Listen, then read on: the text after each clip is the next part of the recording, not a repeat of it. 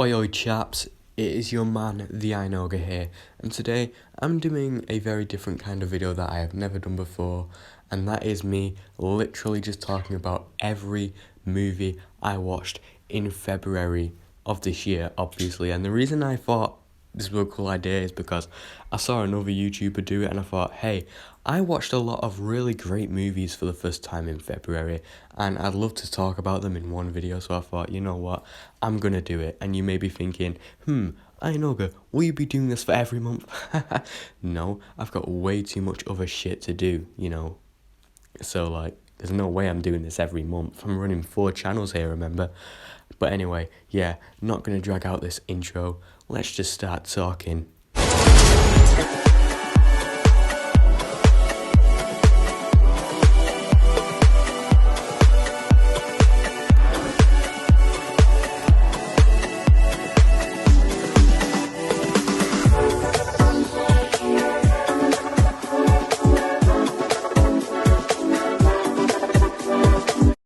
The first film I watched in February was Don't Look Up, and I actually watched it for the first time. And honestly, it was decent, I'd say, but I did expect a lot more. I feel like the premise for this film would have made for a really great film, but I feel like it gets held back by the fact that, it kind of feels like this film doesn't really know what it wants to be. Sometimes it feels like really silly and goofy, and other times it feels like a really realistic drama, and it feels like, this is actually what would happen if the world was in this state. But yeah, it's not a bad film, but I think it could have been executed way better, and I do expect way more from a movie that stars Leonardo DiCaprio, the GOAT, and he was easily the best part of this film. And now Goodfellas, the second film I watched in February, and come on, I absolutely love this. This is just a classic gangster film, up there with films like The Godfather and The Godfather Part 2. They are both considered, masterpieces. And I just, really love Goodfellas. Every actor gives a great performance here. Robert De Niro, Ray Liotta, and also Joe Pesci. I love Joe Pesci in this film. His performance is so funny, but yet he's a terrifying guy. And yeah, this film, basically perfect, let's be real here. Next up is Zombieland. Zombieland is a film I've been wanting to watch for a while now, and I finally did in February, and it was a really great time. It was a very enjoyable zombie movie with characters you enjoy watching on your screen, very good cast, very good gore, and the tonal balance is pretty good. You got some really great comedy in there. It's not really over the top and annoying. Also, it's really nice to have Bill Murray in here. I love the guy. Now, next up is the original Batman film from 1966 that stars Adam West. Now, I just watched this because, to review it really. I just wanted to review it on the day that the Batman starring Robert Pattinson comes out. And after rewatching it again, I do quite enjoy the film. It's really goofy. You're not really supposed to really take it seriously, but I do appreciate it for a lot of things. Like, for one, introducing the shark repellent bat spray, which is sort of a big joke with Batman now, and I think it's just really funny. So yeah, I really do enjoy this film despite the fact that it is goofy as hell. Next up is Pulp Fiction. I watched this for the first time. I'm currently making my way through watching every Tarantino film for the first time, and this one, it's another great one. This film is definitely one of my new favourite films of all time. I love the cast, and I think the soundtrack in this film is one of the greatest movie soundtracks of all time. It's got some really memorable dialogue, and it breaks all the rules when it comes to how to make a movie, but it just somehow works, and it's very impressive. Next up here we have The Lighthouse, and now this is easily the weirdest film I have ever seen, but I loved it.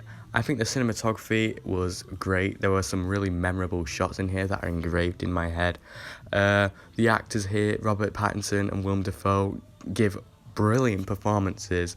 And I just think this film is fucking weird as hell. The fact that you don't understand totally what's actually going on is what makes the film so great. It's open-ended. It's up to the person who's watching this film to decide what actually went down in this movie. And I think, movies that do that are just so special. This is probably not a film for the average moviegoer. I doubt that a lot of people watching this video right now would really like this film, but personally, I think it's great. And man, I really want to watch The Witch now because Robert Eggers knows what he's doing when it comes to making a horror film. Next up is Raging Bull, and this film is directed by Martin Scorsese and stars Robert De Niro and Joe Pesci. And if your film is directed by Martin Scorsese and stars Robert De Niro and Joe Pesci, then it's just going to be good. There's no doubt about it. It's going to be good. And it is good.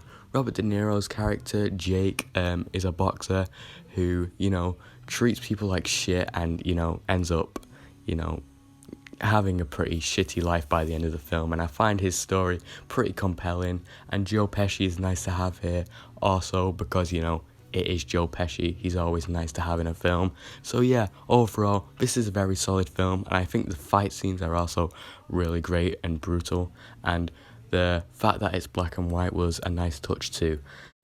Okay, now we're on to Lost in Translation. This is another film that I've been wanting to watch for a while, and I liked it even more than I was expecting to. It's definitely my favourite romance.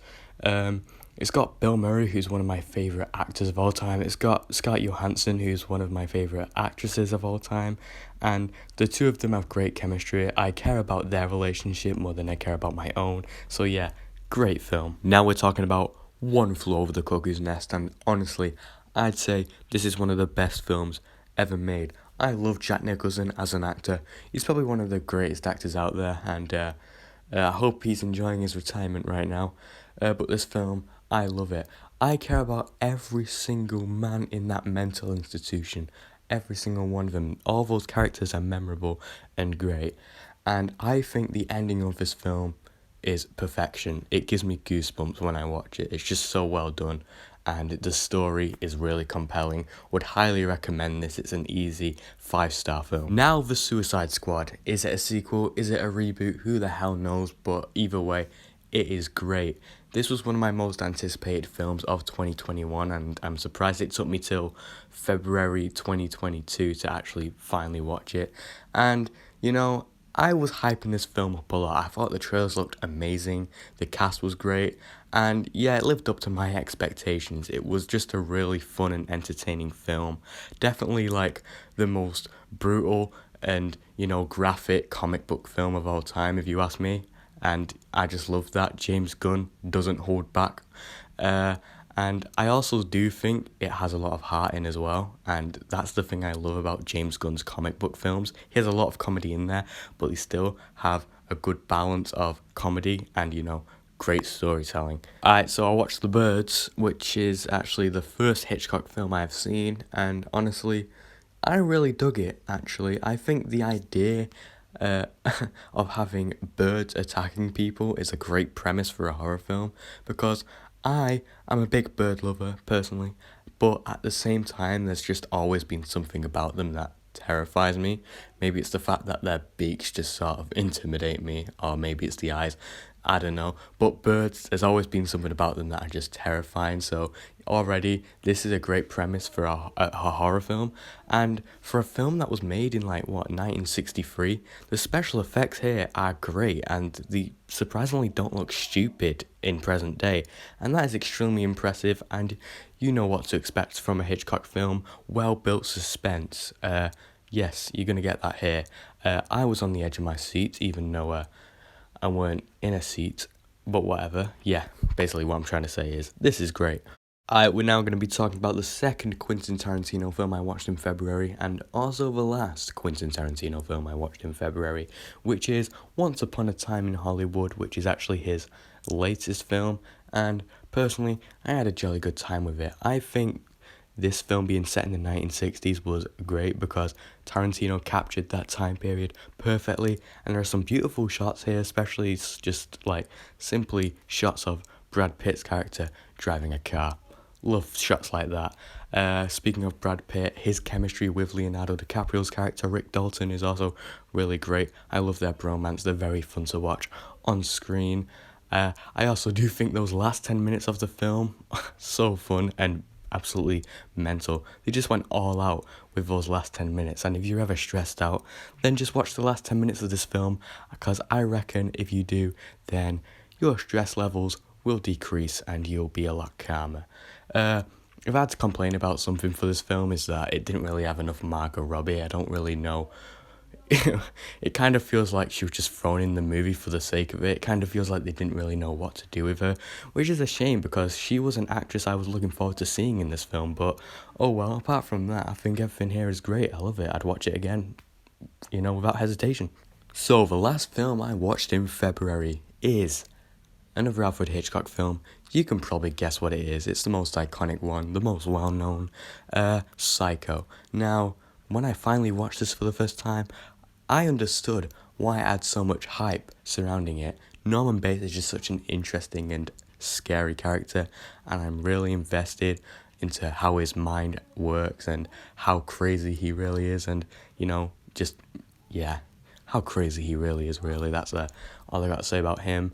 And this film did something really ballsy. I don't really want to spoil it because, I reckon you should go and watch this film yourself.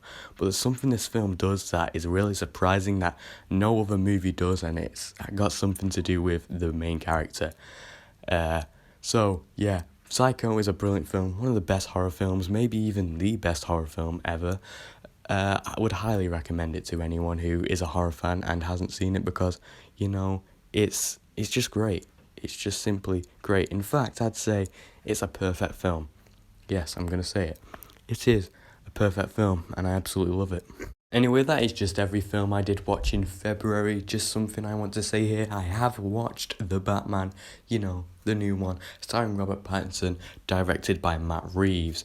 Now, I won't be giving you my thoughts on it in this video because I watched it in March and not February. But if you do want to know my thoughts on that film, then go follow me on Letterboxd because I did review it there. The link to my Letterboxd will be in the description. And also something I would like to say, my War Machine Ogre channel has now hit 100 subscribers, which is fabulous, and I'm doing a Q&A on that channel, and there is a movie related question on there, so if you're someone who only watches this channel because they're a movie fan, then maybe you wanna watch that Q&A video because there's a movie related question that'll be on there. Maybe there'll be more, I don't know, I still got questions coming in. Also, you may be wondering, hey, is this the last video you're doing in March? Because, I've uploaded quite a few videos in March on this channel. I'm not too sure. Hopefully I'll get at least one more out this month. Maybe another MCU review. Maybe I'll review Civil War. Maybe I'll review a Spider-Man film. I'm not really sure. Maybe it'll be a ranking video. Maybe it'll be some shitty top 10. Who knows? But hopefully I will get another video out on this channel in March. But we'll just have to see, really. Anyway, hope you're all having a lovely day, chaps. See you later.